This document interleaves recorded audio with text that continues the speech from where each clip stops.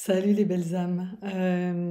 Petite vidéo aujourd'hui sur le karma, le transgénérationnel, parce qu'on m'en parle en séance. Voilà, moi c'est un truc auquel peut-être je me suis intéressée à une époque, mais pas dans ce parcours, et j'ai pas vu que c'était pertinent dans ce parcours.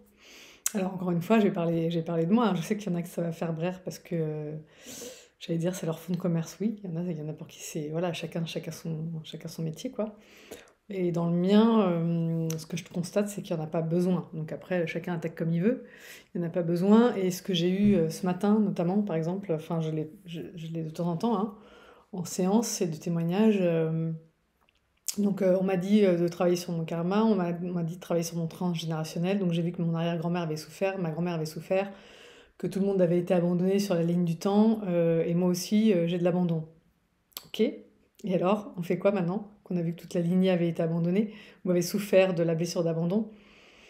Ben, en fait, voilà, le témoignage de mes clients, c'est bah d'accord, ok, on m'a fait conscientiser ça, mais en fait, ça m'a pas fait avancer. En fait, ça m'a pas guéri de mes blessures. Ben non, c'est pas parce qu'on récolte des faits dans l'arbre généalogique que ça résout le problème. Ça résout pas le problème. Et peut-être même parfois ça l'amplifie. Parce que du coup, les gens me disent, bah ouais, mais en fait, c'est comme ça dans la famille, quoi. C'est presque une fatalité. C'est normal que je le ressente. Ça va presque nous empêcher de travailler. Ouais, mais en fait, on est pris dans une malédiction. Voilà. Euh, donc pour moi, voilà, il peut y avoir un piège dans cette étude du transgénérationnel. Moi, je sais qu'il y a des membres de ma famille qui font des arbres généalogiques. Moi, je trouve ça intéressant, mais c'est pas ma came du tout. Euh, je vais plutôt vous parler de l'instant présent, parce que pour moi, tout se joue dans l'instant présent. Et donc, je vais aussi parler du karma. Donc, il y en a qui arrivent en me disant, ouais, mais je sais que j'ai un karma élevé. Avec cette personne, j'ai décidé de pas... euh, j'ai décidé dans cette vie-là de pas aller jusqu'au procès pour obtenir réparation, parce que j'ai sans doute une dette karmique envers cette personne. Ouais, ou alors c'est une excuse pour pas faire les choses aujourd'hui dans la 3D, dans la matière, pour affronter. Je sais que ça va piquer hein, quand je dis ça, hein, mais euh, moi aussi j'ai vécu des trucs comme ça. Et effectivement, je sais qu'à des moments et dans plein de moments dans ma vie, enfin la plus grande partie de ma vie, j'ai esquivé au maximum. Je dis non, mais c'est pas grave, il est pas capable, il peut pas comprendre, je peux bien porter ce poids moi toute seule. Parce qu'on est dans le sacrificiel, les chasers notamment, mais les runners aussi, hein. On est tous un peu dans le sacrificiel. Et à un moment donné, de porter la charge de l'autre, ça va être plus facile pour nous que de confronter l'autre à sa part de responsabilité et d'aller obtenir réparation. Parce qu'en fait, quand on fait ça, ben, on se bat pour soi, on se reconnaît en tant que personne valable, et tant qu'on pense qu'on ne mérite pas, on n'est pas capable de faire cet acte-là. Et cet acte-là, pourtant, il est hyper réparateur. Donc, moi, toutes les explications karmiques, machin bidule, pourtant, moi, en tant que chaser, j'ai eu accès à du karma par rapport à ce lien de flamme jumelle. Mais ça n'a pas été pour comprendre, tu comprends, si l'autre se comporte comme ça avec toi. Alors si, voilà, on m'a envoyé des visions de la souffrance de l'autre dans des vies antérieures. Ce qui a beaucoup contribué aussi peut-être à cette empathie que j'ai envers les runners en général, mon autre en particulier. Euh, et pour autant, voilà, j'ai bien aimé que ma cliente me le rappelle ce matin, oui, cette petite gouttière qu'on a sous le nez qui est le chut, t'arrives ici. Nous, on a accès parce qu'on a la médiumnité qui se rouvre, mais on a accès à ça, pas pour trouver une justification dans l'instant présent de ce qui se passe. Non, en fait, si on a ce chute qui se passe, si on arrive, malgré nos XXX nombre de vies, les XXX nombre de vies qu'on a déjà eu, si on arrive en étant complètement ignorant de ce qui s'est passé avant, c'est qu'on n'en a pas besoin, en fait. On- Si on a du karma à résoudre, on va revivre dans l'instant présent une situation qui va nous permettre de le réparer. Donc, par exemple, j'ai fait chier Pierre dans une ancienne vie, Pierre me fait chier dans cette vie-là, ça ne veut pas dire que j'ai pas le droit de le recadrer. Pas du tout. Au contraire, si je veux mettre fin au karma, il faut que je mette fin à la situation. Sinon, Pierre m'a fait chier, donc dans la vie d'après, je vais continuer de le faire chier, on va se faire chier comme ça pendant, hein, la roue du hamster, elle va durer combien de temps? Donc on va se faire chier de vie en vie parce que tu comprends, c'est le karma? Bah non. En fait, on sort de cette roue du karma, en réparant le problème dans l'instant présent, l'injustice, la trahison, tout ce que tu veux. Donc, et comment on fait ça? Ben, on ressent complètement dans l'instant présent ce qui se passe et on se positionne par rapport à cette situation. Donc on n'a pas besoin de savoir qu'on a une dette karmique avec Pierre, d'accord? On reçoit Pierre comme il est, hein, on dit voilà, bon Pierre, clairement, tu me fais chier, il y a un problème dans cette relation, si on va au clash, peut-être qu'on résout rien, mais si on arrive à s'en parler, si on arrive à sortir de ce conflit en ayant un équilibre, ok. Donc par exemple, quand quelqu'un me dit Pierre, voilà, par exemple, j'étais mariée avec Pierre, et il m'a laissé toutes ses dettes et je les ai payées au lieu de lui dire on fait voilà, peut-être je peux en prendre la moitié.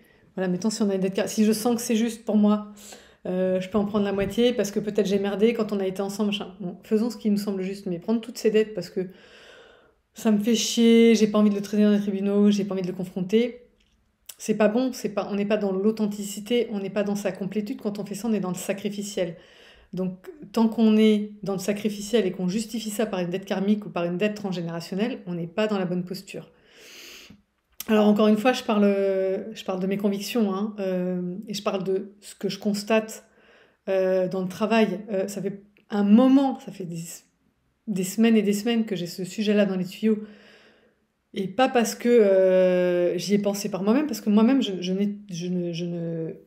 ne suis pas là-dedans. Je n'ai pas eu besoin de comprendre les dettes karmiques ou quoi pour avancer sur ce lien. Et je n'ai pas eu besoin d'avoir accès à mon transgénérationnel. Juste, j'ai eu accès, par exemple, là, il n'y a pas longtemps, qu'on m'a dit, et ma grand-mère, pourtant je l'ai connue, hein, que ma grand-mère faisait tourner les tables.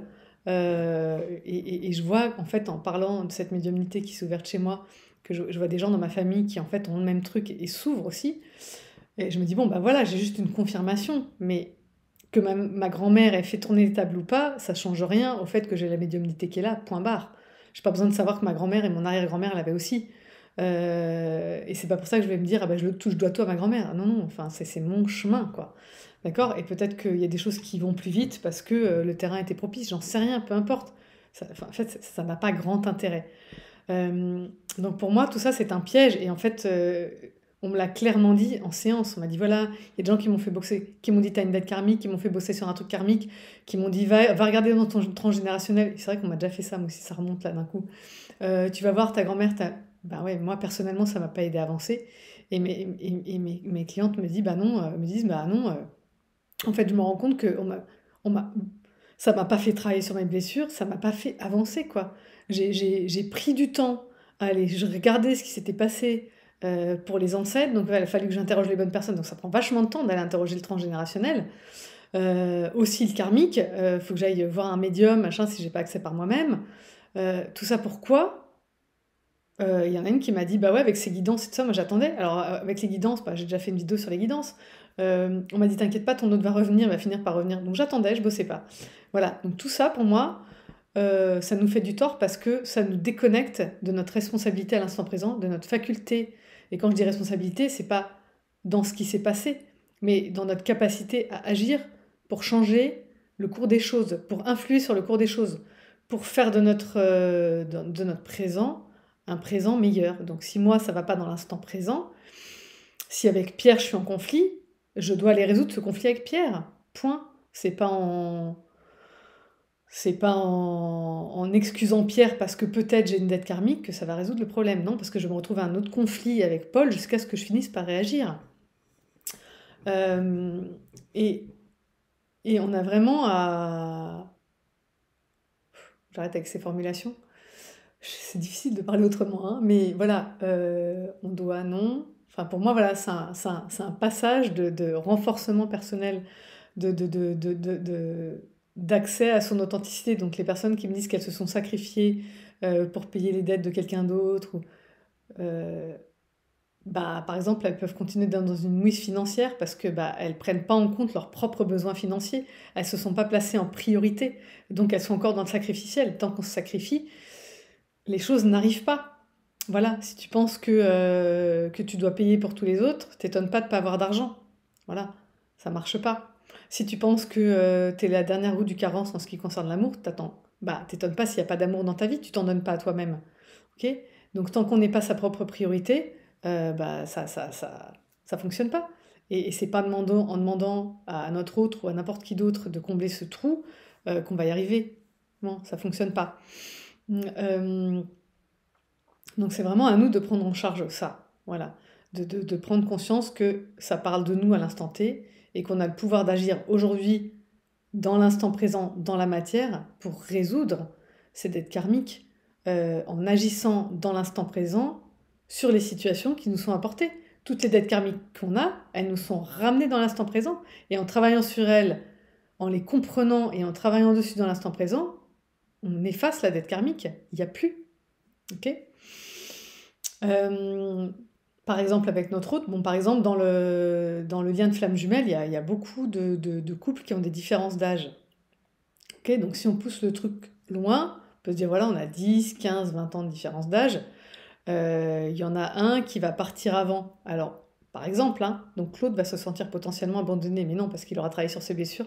Il sera en communication 5D, donc il sera toujours connecté. Mais il y en a un qui va partir avant l'autre, bon, sauf s'il y a une décorporation des deux en même temps. Il y a plein de scénarios possibles. Mais mettons qu'on reste dans le schéma classique. Eh ben, on n'est pas là pour rajouter de la dette karmique. D'accord? Si on a un couple de flammes jumelles qui décide de vivre ensemble, évidemment que ce qui est fait là, aujourd'hui, à l'instant T, c'est plus pour résoudre une dette karmique que pour en rajouter une. Donc mettons que dans nos vies antérieures, on ait abandonné notre autre plusieurs fois avant et que ça lui fait extrêmement mal. Dans cette vie-là, on s'est mis d'accord pour que bah, ce soit le contraire cette fois-ci. Et puis voilà, la dette karmique, elle est remise à zéro. On n'a plus besoin de revenir ici pour résoudre ce problème. On n'est pas là, dans le couple de flammes jumelles, on n'est pas là pour rajouter de la dette karmique. Donc déjà aussi, faisons en sorte dans l'instant présent de ne pas alimenter ce processus. Euh, Notamment bah, en allant au bout de ce chemin. Donc il y en a aussi qui disent que, je vais le mettre un peu dans le même panier, qui me disent oui, j'étais un peu dégoûtée, voilà, j'ai contacté des gens qui sont flammes jumelles ou des couples de flammes jumelles et tout ça, et qui ont dit oui, bah pour toi la réunion, c'est peut-être pas dans cette vie-là. C'est d'une lourdeur. Si on a contacté, si on est rentré, alors, on peut dire ça à des gens où on dit tiens, toi tu vis de la flamme jumelle, mais peut-être que tu vas pas te réunir dans cette vie-là. Ok, j'ai pas encore rencontré mon autre, je peux l'entendre. T'as rencontré ton autre, tu rentres dans le parcours. Pour moi, c'est pour aller au bout du parcours. C'est pas pour attendre 3 vies pour aller au bout. On n'en est plus là. Les énergies aujourd'hui, elles sont suffisamment fortes, elles se poussent suffisamment en avant, on a suffisamment accès aux informations pour que ce soit possible dans cette vie-là.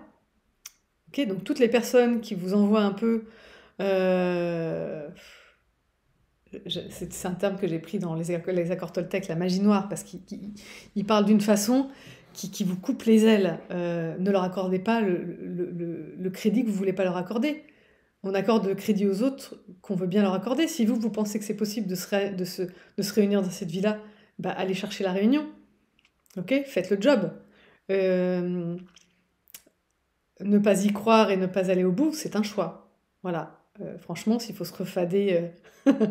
Moi, clairement, je me suis dit récemment, ah ouais, c'était une réunion. Je sais pas si j'en ai déjà parlé dans une vidéo, mais c'est pas grave.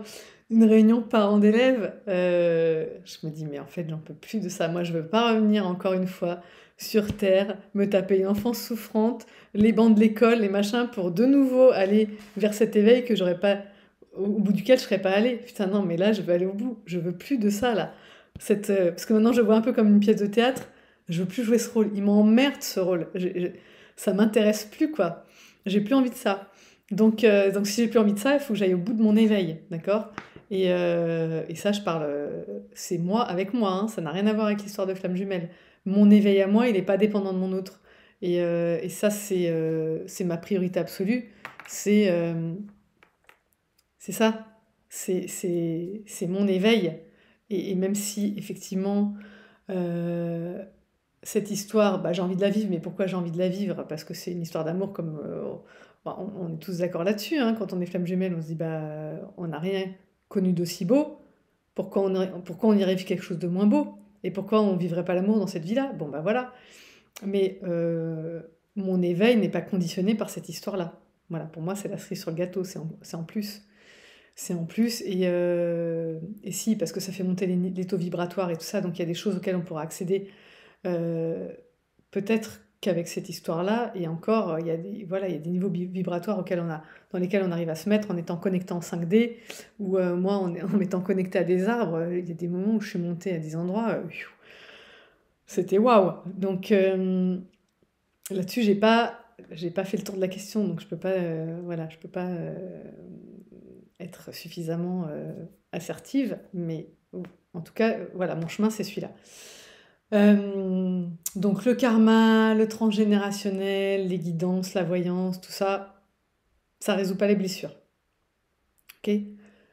Si on se dit, psst, psst, j'accepte de souffrir dans cette vie-là, c'est mon karma, blablabla, on n'avance pas.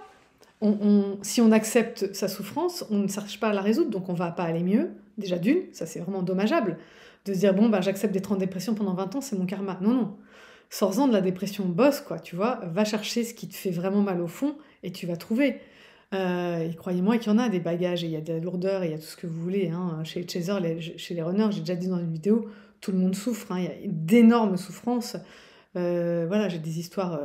Moi, j'entends des trucs horribles tous les jours, hein, je ne vais pas vous le cacher. Donc, et aussi bien chez les chasers que chez les runners. Pour répondre à ces gens qui disent oui, pourquoi tu es aussi dur avec les chasers? Je suis pas dur avec les chasers. J'aime les chasers. J'aime les chasers autant que les runners. Mes clients le savent bien, ils se sentent pougnés, même si je les bouscule. Ils savent que je les bouscule parce que je veux les aider. Parce que je veux les aider à aller mieux. Et que pour ça, ils ont besoin d'être bousculés. Et ils le savent très bien. Il n'y a aucune. Y a aucune confusion là-dessus, d'accord? Et dans les commentaires, je le vois aussi. Les gens sont pas en train de me dire, ouais, la majorité, 99,9% des gens me disent pas, Delphine, tu fais chier de nous pousser comme ça. Ils disent merci de nous pousser parce que là, j'étais à l'arrêt, j'y arrivais pas. Ça, effectivement, c'était dans mon angle mort psychologique. Donc, si je confronte, c'est parce que je sais que c'est ça qui aide à ouvrir les yeux et qui aide à guérir dans cette vie-là. C'est ça qui est important. Moi, je suis pas pour la souffrance, je suis pas pour l'autoflagellation, je suis pas pour porter un fardeau, je suis pour la joie, pour être heureuse, pour vibrer haut, pour faire des belles rencontres, pour être dans l'amour. C'est ça qui me meut, j'ai envie de ça. J'ai pas envie de, j'ai pas envie d'être une pauvre petite chose qui pleure et qui larmoie toute ma vie. Mais pas, je dis pas ça dans un sens péjoratif, je dis ça dans le sens où j'ai pas envie de souffrir, moi. Si je trouve un chemin pour être heureuse, je vais le prendre. Évidemment, je vais pas me dire, ben non, t'es venu là pour souffrir, souffre. Non, au secours. Si je m'aime, je fais tout pour en sortir. Je fais tout pour être heureuse, comme je fais tout pour rendre mes enfants heureux, mon chien et mon chat heureux. Ben voilà, et ben moi aussi, je vais me rendre heureuse au maximum de ce que je peux. Donc pour moi, voilà, ça c'est important. Ouais, je pense que c'est assez clair. Voilà, tout est là, dans l'instant présent. Tout est réparable dans les relations qui nous sont envoyées. Et dans les relations, il y a deux ou trois choses. Il y a l'autre, il y a trois choses, hein. Il y a l'autre, ok? Mais il y a la relation, c'est ce qui nous relie. Donc on travaille sur la relation et on travaille sur soi dans cette relation. Qu'est-ce que je ressens? Pourquoi je le ressens? Qu'est-ce que ça me fait? Pourquoi ça me fait ça? Et quand on fait ça, ça impacte la relation et ça impacte l'autre. Des fois, on travaille tout seul dans son coin. Et Dieu sait que ça m'a fait chier, hein. J'en ai marre de travailler toute seule dans mon coin sur les relations. Et pourquoi les autres ne travaillent pas et tout ça, ça ne nous le fait pas avec notre autre. Hein. Si vous regardez, si vous avez déjà travaillé sur vous, avec mon ex, avec les parents, avec les gens machin, je suis putain, mais pourquoi je suis la seule à travailler sur ces foutues relations? Je porte tout sur mes épaules. Ouais, mais parce qu'après, je le récupère dans la relation qui s'améliore, même si je le dis pas à l'autre, il voit mon changement de posture, ça transforme la relation, et donc l'autre, il arrête d'appuyer là où ça faisait mal, en fait, il a plus la même relation avec moi, donc c'est vachement plus agréable. Ben, c'est pour ça qu'on travaille. Et du coup, nous, on se sent mieux au jour le jour, on se sent plus soutenu, on se sent plus aimé. Les gens qui doivent dégager dégagent, les gens qui doivent nous aimer nous aiment, ils sont là, ils arrivent. Enfin voilà, on le fait en fait pour nous. Ok? Donc c'est jamais perdu. Allez, pour enfoncer le clou, je vais vous lire deux petits textes que j'ai écrits début de parcours. Je crois que j'avais même pas conscience d'être dans le parcours à ce moment-là. Le premier s'appelle En route vers l'éveil. Je ressens, je suis vivante, ça fait mal, je m'en moque. C'est un mal doux, c'est le mien, je le connais, il m'appartient. Je sais qu'il s'en vient comme il s'en va, qu'il m'aide à nettoyer toutes les couches que je n'ai pas écoutées quand je ne pouvais pas. Trop jeune, trop mal, pas assez équipée pour comprendre, pour faire face, pour sentir, pour accueillir, trompée par les discours communs qui disent « Fuyez si ça fait mal, acceptez si c'est bon ». Mais tout est bon, tout est moi. J'apprends de mes misères, je reprends des forces dans le bonheur. J'évolue sans cesse, visant l'éveil, ce Graal dans lequel je serai une, unie à moi-même, plus jamais déchirée, entre eux, moi et mon enfant intérieur. Acceptation totale de ma condition, de ce qui vient, de ce qui est, de qui je suis, de qui tu es, ouverte, sans attente. Plus de films, plus de projections, plus de rejet, plus d'abandon. Juste de l'observation curieuse, capable de laisser passer, sachant que rien ne dure, même l'épreuve la plus dure. Voilà, c'est vraiment cette idée de, voilà, moi, dans le présent. À ce moment-là, moi, dans le présent, avec tout ce qui m'arrive, j'ai toutes les cartes en main pour y arriver, toutes les cartes en main pour résoudre mes problèmes, pour résoudre mon karma, pour résoudre mon transgénérationnel. Voilà. Moi, c'est marrant parce que je me suis souvent dit ça, je vais casser les chaînes dans ma famille, mais c'est pas en allant interroger ma grand-mère ou quoi que c'est en travaillant sur mes peurs. Il y a énormément de maladies, par exemple, dans ma famille, soi-disant génétiques. J'ai eu très très peur à un moment. À 20 ans, je perdais mes cheveux à cause de ça. Alzheimer, cancer, diabète, maladie cardiovasculaire. Il y a tout dans ma famille très proche. J'ai perdu des oncles qui avaient 45 ans, et que j'aimais énormément. Donc voilà, c'est des peurs énormes, quoi. Et en fait, en avançant sur mon parcours, dans ma vie, c'était même avant tout ça, hein, je me suis rendu compte que, en nourrissant ces peurs, oui, je risquais d'alimenter ce transgénérationnel, mais en prenant d'autres chemins, je pouvais casser tout ça, quoi, et ne pas le transmettre à mes enfants. Si moi, je ne porte pas ça, cette peur en moi, et que je ne la manifeste pas, je ne la transmets pas à mes enfants. Ok, et même s'ils ont vu leur grand-père, par exemple, mon père mourir d'un cancer, euh, ils pourraient prendre ça, mais moi je vais leur dire que non, voilà, que mon père c'était mon père, que eux c'est eux, et qu'ils n'ont rien à voir avec, et qu'ils vont se faire leur vie, et que ce sera pas la même. Voilà. Donc moi je vais les accompagner sur ce trajet-là si jamais ils ont cette peur-là. Mais on peut vraiment juste une chaîne, voilà, on en coupe un maillon, et il n'y a plus de chaîne. Donc nous soyons le maillon qui a été coupé. Soyons le maillon qui est juste parce que on n'alimente plus les peurs, on n'alimente plus les blessures, on ne somatise plus parce qu'on évacue, enfin voilà, tout ça, ça coupe, tout simplement. Et comment on fait? Eh ben, on essore toutes les larmes, voilà, c'est mon deuxième poème et mon dernier pour cette vidéo. Donc il s'appelle Essore toutes tes larmes. Vide ton éponge, essore toutes tes larmes, plie-toi en deux si ça aide, contorsionne-toi, ne laisse pas une portion inexplorée. Plonge-y, fais-la pleurer jusqu'au bout, ne laisse rien, pleure tout, pleure bien, nomme ta douleur en boucle s'il faut, gémis, crie, si c'est cela que tu as envie, si c'est de cela que tu as envie, pardon. Jusqu'à ce que ces mots, accrochés à ce mot, disparaissent pour de bon, et que tes sensations reviennent à la normale, qu'ils n'appuient plus, qu'ils ne fassent plus mal, que le bien-être s'installe, à la place rester vacante. Voilà, quand on évacue ses blessures, ça laisse un vide, et quand ça laisse un vide, il y a autre chose de beaucoup plus chouette qui peut se mettre à la place, parce que la nature a horreur du vide, donc elle va combler ce trou, et elle va y mettre quelque chose de chouette. Donc voilà, remplaçons nos blessures, nos douleurs, par quelque chose de chouette, en la laissant partir, en l'évacuant, en la remettant à sa place. Voilà, c'est tout ce que j'avais à dire sur le sujet. J'espère que ça va vous permettre de redémarrer si vous vous êtes arrêté à cause de cette histoire de karma, de transgénérationnel, de guidant, de je ne sais quoi. Que ça va vous donner des clés pour bouger. Et puis si vous vous sentez bloqué, si vous n'y arrivez pas, si vous sentez qu'il y a quelque chose dans votre angle mort et que vous ne le voyez pas, si vous êtes en décentrage et que vous dites mon lien n'avance pas parce que c'est de sa faute, non, ça ne marchera pas comme ça. Donc voilà, si vous avez besoin d'un éclairage, si vous avez besoin que quelqu'un d'extérieur mette le projecteur sur là où ça coince, ça peut être moi, ça peut être quelqu'un d'autre, mais si vous voulez que ce soit moi, c'est amjumelfj@gmail.com. Voilà, je vous embrasse et à bientôt. Bon, alors si je mets 2-3 jours pour répondre, ne vous inquiétez pas, hein. Je réponds à tout le monde, voilà, c'est juste que, voilà, je peux mettre 2-3 jours pour répondre. Voilà, je vous embrasse bien et à bientôt pour la prochaine capsule. Bye bye.